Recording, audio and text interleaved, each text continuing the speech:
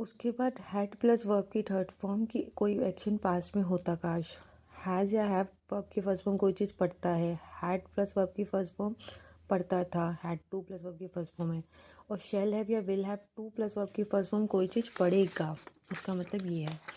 अब उसके बाद वर्ब्स के टू टाइप्स होते हैं जो इसी मॉडल्स में कॉन्सेप्ट है, ट्रांजिटिव एंड इंट्रांजिटिव। ट्रांजिटिव को फाइनाइट भी बोलते हैं, मेन वर्ब भी बोलते हैं, और नॉन फाइनाइट को इंट्रांजिटिव भी बोलते हैं और हेल्पिंग वर्ब भी बोलते हैं। अब इसमें बेसिकली फ़र्क कैसे पता लगता है, बच्चों को पता नहीं चलता। तो ट्रांजिटिव में है अगर सब्जेक्ट और टेंस का फ़र्क जो है पड़ रहा है किसी चीज़ पे, सब्जेक्ट की वजह से वर्ब चेंज हो रही है या सब्जेक्ट उसके टेंस की वजह से हो रही है, तो ट्रांजिटिव।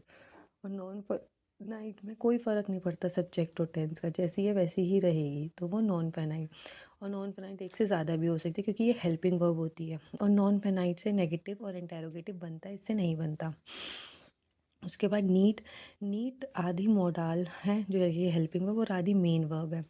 अब अगर मोडाल मेन वर्ब है तो देखो अफर्मेटिव सिंपल बना, you need to take medicine. अब इंडेफिनेट है, अब इसका नेगेटिव बनाना है तो डू का यूज़ करना पड़ेगा, और इंटेरोगेटिव बनाना है तो भी डू का यूज़ करना पड़ेगा। लेकिन जब हम नीड को उसकी तरह यूज़ करते हैं, हेल्पिंग वर्ब यानी कि मोडाल्स की तरह यूज़ करते हैं, तो अफर्मेटिव नहीं बनेगा क्योंकि वो कोई वर्ब है ही नहीं, मेन वर्ब की ज़रूरत है अफर्मेटिव के लिए। और नेगेटिव में नीड के साथ ही नॉट आ जाएगा, और इंटेरोगेटिव में नीड पहले आ जाएगा क्योंकि यहाँ पे मेन वर्ब हेल्पिंग वर्ब की तरह काम कर रहा है, और हेल्पिंग वर्ब में उसी से ही नेगेटिव बनता है, उसी से इंटेरोगेटिव। सेम यही कॉन्सेप्ट डेयर का है कि वो मेन वर्ब के काम भी करता है और हेल्पिंग वर्ब। बाकी डेयर जो है पास्ट में भी यूज़ होता है और प्रेजेंट में भी यूज़ होता है, और उसमें भी होता है पास्ट में। जैसे और हाँ, एक चीज़ में वो यूज़ होता है how dare subject plus verb form, या हाउ डेयर्ड कि तुम्हारी हिम्मत कैसे हुई, प्रेजेंट में बोलना, और हिम्मत कैसे हुई थी तो डेयर्ड आएगा। विल और शेल का एक चीज़ है, विल ऐसे ही शीट के साथ आता है और शेल आई वी के साथ आता है, लेकिन अगर विल शेल में चेंज हो रहा है, शेल वी में चेंज हो रहा है, तो वो सर्टेनिटी को शो करते हैं।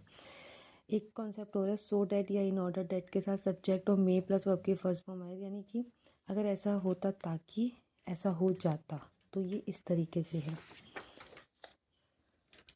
उसके बाद थोड़ा बहुत अगर इसमें देखा जाए तो had not better plus subject plus better verb की फर्स्ट फॉर्म, या सब्जेक्ट मतलब you should do this advice के लिए, तो ये बेसिकली मैं आपको बता चुकी हूँ।